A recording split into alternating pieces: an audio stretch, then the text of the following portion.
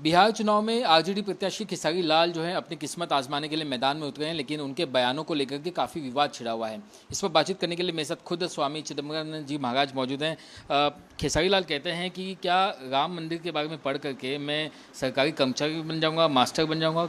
उसके बयान को लेकर के काफ़ी आलोचना विवेचना हो गई। सबसे पहले तो खेसारी लाल से ये पूछा जाना चाहिए कि जिन फिल्मों में ठुमका लगा करके वो हीरो बने हैं उनमें करोड़ों रुपए फूकते समय उनको याद नहीं आया कि इन करोड़ों रुपए से कितने प्रोफेसर इंजीनियर बन सकते थे।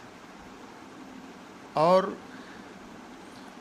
जो लालू प्रसाद यादव अपने मुख्यमंत्री रहते अपने बेटे को डॉक्टर, इंजीनियर, प्रोफेसर नहीं बना सके, 9वीं फेल तेजस्वी के अंडर में राजनीति करने के लिए उतरे खेसारी लाल यादव को डॉक्टर और प्रोफेसर के विषय में तो बात करना ही नहीं चाहिए।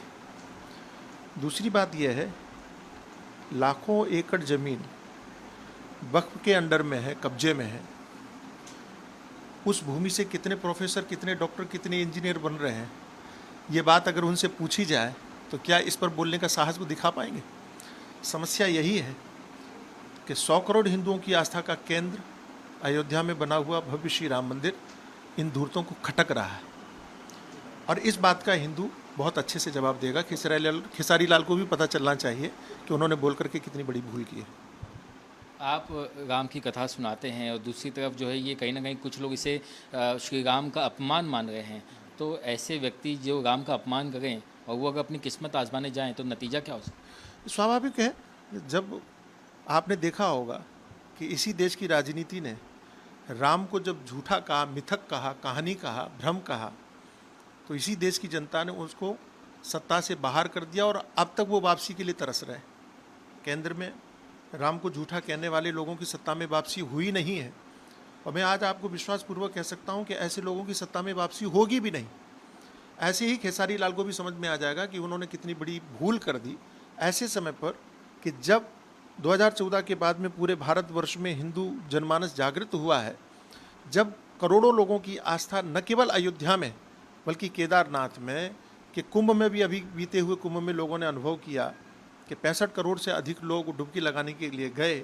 ऐसे समय पर आस्था को चोट पहुंचाने वाले बयान उनको नहीं देने चाहिए। सिर्फ खेसारी लाल ही नहीं बल्कि उनकी पार्टी प्रमुख ने भी जो इसकी निंदा नहीं की। सबसे बड़ी बात यह है ना कि हमको भी समझ में आता है और लोगों को भी समझ में आता है कि उनका मूल उद्देश्य यह है कि उनको मुसलमानों की वोट चाहिए। मुसलमानों को खुश करने के लिए वो हिंदुओं को अपमानित करते हैं।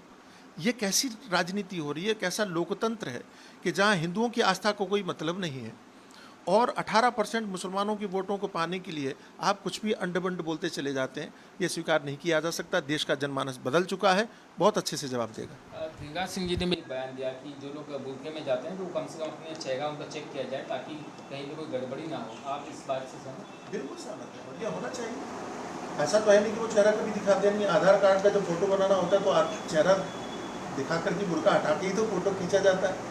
जब आपको वोटर आईडी बनानी होती है तो बुर्का में तो वोटर आईडी नहीं बनती। जब आपको राशन लेना होता है तो वहाँ भी चेहरा दिखाना ही पड़ता है। तो हर जगह अगर चेहरा आपको दिखाना पड़ रहा है तो वोट देते समय पर चेहरा क्यों छुपाना चाहिए? मैं ये जानना चाहूँगा, बिहार चुनाव में नतीजे बहुत जल्दी आने वाले हैं, पहले फेज़ की वोटिंग हो चुकी है, किसको जो आशीर्वाद मिल सकता है? जनता किसके ऊपर जो है सत्ता बिठा सकती है, सत्ता का ताज बिठा सकती है? देखो, मैं अगर आप धीरे से पूछ रहे हैं तो मैं तो यही कहूँगा कि जिसने राम मंदिर बनाया उसी को सत्ता मिलनी चाहिए। जिसने हिंदुओं के हित के लिए कार्य किया उसी को सत्ता मिलनी चाहिए। जिसने पूरे भारत का गौरव विश्व में स्थापित किया उसी को सत्ता मिलनी चाहिए। यदि मुझे राजनीति से कोई अर्थ नहीं है, लेकिन धर्म से मुझे मतलब है, तो जो हमारे धर्म के पक्ष में है मैं उसको विजय का आशीर्वाद देता हूँ। हमसे बातचीत करने के लिए बहुत बहुत शुक्रिया। तो स्वामी चिदम्बरानंद महाराज यही कह रहे थे कि जो धर्म के साथ है उन्हीं को जो है आशीर्वाद है, और दूसरी तरफ साथ साथ खेसारी लाल का जो है क्या होगा इस पर भी उन्होंने भविष्यवाणी कर दी है।